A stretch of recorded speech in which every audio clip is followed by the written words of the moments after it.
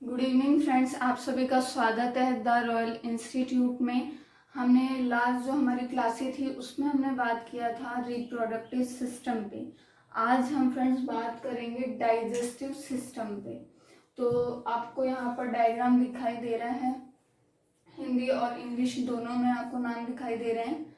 मैं एक बार बोल के बता देती हूँ। सबसे पहले आता है हमारा मुख भुआ यानी कि बक्कल कैविटी। उसके बाद यहाँ पर आ गया हमारा ग्रसिका यानी कि फेरिंग्स।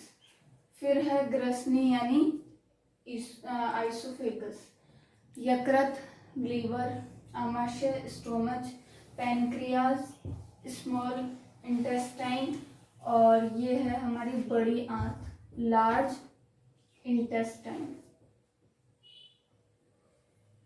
उसके बाद इधर आ गया अपेंडिक्स, ये आ गया मलाशय रेक्टम, और ये हो गया लास्ट गुदा यानी एनस। तो फ्रेंड्स क्या है, जो हमारी मुख गुहा से लेकर एनस तक यानी गुदा तक जो ये होता है पार्ट होता है, इसे बोलते हैं आहार नाल या एलिमेंट्री कैनाल। इसकी टोटल की लंबाई होती है 9 से 12 मीटर। ठीक है फ्रेंड्स, इस पूरे को बोलते हैं मुख गुहा से लेके गुदा तक के को आहार नाल, जिसकी लंबाई होती है लगभग 9 से 12 मीटर तक। तो फ्रेंड्स यहाँ पर आपको डायग्राम में हर पार्ट क्लियर हो गया होगा। अब हम आगे बात करते हैं। सबसे पहले आता है डाइजेस्टिव सिस्टम यानी पाचन तंत्र। तो इसमें सबसे पहले हम बात करेंगे कि पाचन होता क्या है। तो फ्रेंड्स, जो भोजन के छोटे बड़े बड़े टुकड़े होते हैं, उनको बड़े टुकड़ों को छोटे छोटे टुकड़ों में बांटने की क्रिया क्या कहलाती है? पाचन। और पाचन क्रिया होती है आहार नाल में। ठीक है फ्रेंड्स। डाइजेस्टिव सिस्टम, तो डाइजेस्टिव सिस्टम में हम सबसे पहले बात करेंगे कि पाचन होता क्या है। तो फ्रेंड्स, जो भोजन के बड़े बड़े टुकड़े होते हैं उनको छोटे छोटे टुकड़ों में तोड़ना क्या कहलाता है? पाचन। और पाचन की जो क्रिया होती है वो होती है हमारी आहार नाल यानी कि एलिमेंट्री कैनाल में। ठीक है फ्रेंड्स, यानी क्या होता है इसमें डाइजेशन में, भोजन के जो बड़े टुकड़े हैं, भोजन के बड़े टुकड़ों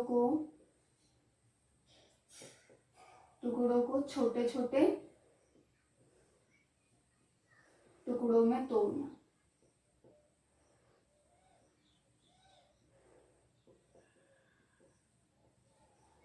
ठीक है फ्रेंड्स, ये प्रक्रिया क्या कहलाती है? पाचन यानी कि डाइजेशन। होता किसमें? आहार नाल में।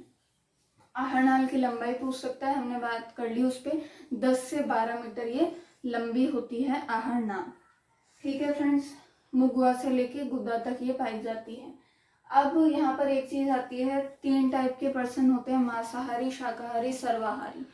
तो फ्रेंड, जो शाकाहारी होते हैं उनकी आहार नाल बड़ी होती है कंपेरिजन अगर हम करें मांसाहारियों से। उसका रीजन क्या है? जो शाकाहारी होते हैं वो ज्यादातर क्या करते हैं, शाक का इंटेक करते हैं, जैसे कि जो अपनी हरी सब्जियां हो गई, इन सब चीजों का वो ज्यादा यूज करते हैं। तो हमें पता है जो हरी सब्जियां होती है या जो शाक होती है उनमें सेल्यूलोज बहुत ज्यादा मात्रा में पाए जाते हैं, जिस वजह से उसके पाचन के लिए अधिक क्षेत्रफल की आवश्यकता होती है। तो ये भी पूछा जा सकता है एग्जाम में कि शाकाहारी और मांसाहारी में से किसकी आहार नाल बड़ी होती है। तो आहार नाल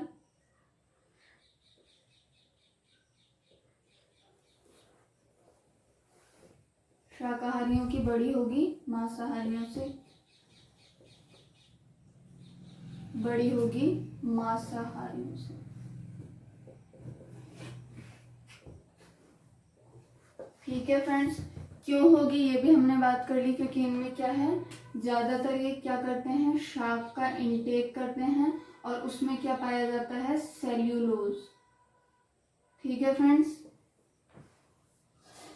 जिसके पाचन के लिए अधिक क्षेत्रफल की आवश्यकता होती है। ठीक है फ्रेंड्स, इसीलिए शाकाहारियों की जो आहार नाल है वो बड़ी पाई जाती है मांसाहारियों से। अब आगे हम बात कर लेते हैं नाल के पार्ट कौन कौन से होते हैं। ठीक है फ्रेंड्स,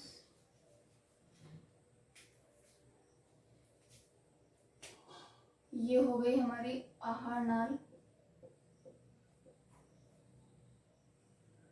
इसमें दो प्रकार के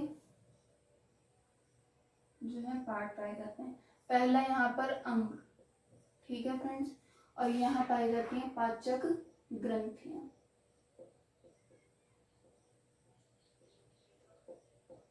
ठीक है फ्रेंड्स, अब यहाँ हम बात करेंगे कि कौन कौन से अंग हैं और उनसे कौन कौन सी पाचक ग्रंथियां जो हैं वो होती हैं उनमें, और उनसे क्या क्या जो है स्राव निकलते हैं। तो अंग की अगर हम बात करें तो सबसे पहला आता है हमारा मुख गुहा। ठीक है फ्रेंड्स, उसके बाद में आता है हमारा ग्रसिका, फिर हमारा आता है ग्रसनी, फिर हमारी आती है आमाशय, फिर आता है छोटी आंत। ठीक है फ्रेंड्स, फिर आती है बड़ी आंत, और फिर गुदा। ठीक है फ्रेंड्स, ये पार्ट आते हैं जैसा कि अभी हमने पहले डायग्राम में देखा था। अब यहाँ से मुख गुहा से तो निकलती हैं लार ग्रंथियां। ठीक है फ्रेंड्स, जो भोजन के साथ मिलकर उसको लसलसा या चिपचिपा है वो बनाती है। आमाशय से निकलती है हमारी जठर ग्रंथियां। ठीक है फ्रेंड्स, इनके बारे में हम आगे बात करेंगे। तो ये आहारनाल हो गया, उसके भी दो पार्ट हो गए। एक तरफ ले लिया हमने अंग, अंग में होते हैं मुख गुहा, ग्रसिका, ग्रसनी, आमाशय, छोटी आंत, बड़ी आंत और गुदा, और इधर हो गई पाचक ग्रंथियां। ठीक है फ्रेंड्स, अब हम आगे बात करेंगे। एक एक जो हमारा अंग है वो उठा लेते हैं हम मुख गुहा। तो इसमें क्या है फ्रेंड्स, तीन जो है पार्ट पाए जाते हैं। पहला हो गया हमारा दांत। ठीक है फ्रेंड्स, दूसरा हो गया हमारा जीभ, और एक पार्ट और आता है यहाँ पर यवला। ठीक है फ्रेंड्स, ये सारे हमारे मुख के अंदर यानी मुख गुहा बकल कैविटी में पाए जाते हैं। तो अब हम इसके बारे में थोड़ा सा देख लेते हैं। सबसे पहले हम बात कर लेते हैं दांत पे।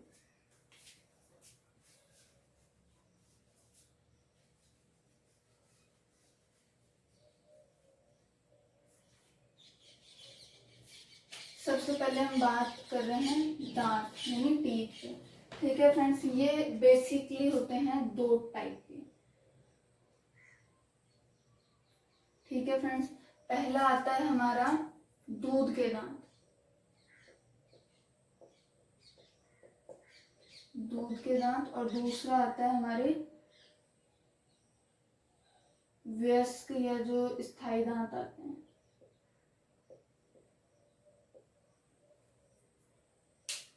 ठीक है फ्रेंड्स, दांत की हम बात कर रहे हैं तो दांत दो टाइप के पाए जाते हैं। पहला होता है दूध के दांत जो कि बच्चों में पाए जाते हैं, और एक जो वयस्क में होते हैं स्थायी दांत जिनको बोलते हैं। दूध के जो दांत होते हैं वो अस्थायी होते हैं, और जो ये वाले दांत होते हैं वयस्क में जो पाए जाते हैं वो होते हैं स्थायी दांत। अब अगर हम बात करें दूध के दांत कितने होते हैं, तो दूध के दांत होते हैं 20, और वयस्क में होते हैं 20, तो ये वाले पाए जाएंगे, और 12, यानी कि ये जो 20 हैं वो होते हैं अस्थायी, और जो ये 12 हैं वो होते हैं स्थायी। दोनों को मिलाकर टोटल कितने पाए जाते हैं दांत, 32।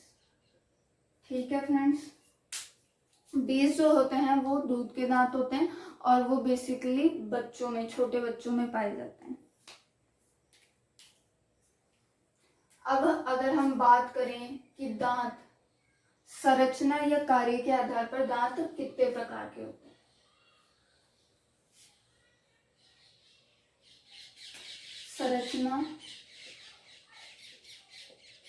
संरचना और कार्य के आधार पर हम बात करेंगे दांत कितने प्रकार के होते हैं। तो फ्रेंड्स, यहाँ पर संरचना और कार्य के आधार पर दांत होते हैं 4 प्रकार के। पहला हम यहाँ देख लेते हैं इंसाइजर, कैनाइन, प्रीमोलर और फिर आते हैं मोलर। ठीक है फ्रेंड्स, 4 टाइप के दांत होते हैं, इंसाइजर, केनाइन, प्रीमोलर, मोलर। अब हिंदी में इनको क्या बोलते हैं? कृतनक, हृदयनक, चमड़नक,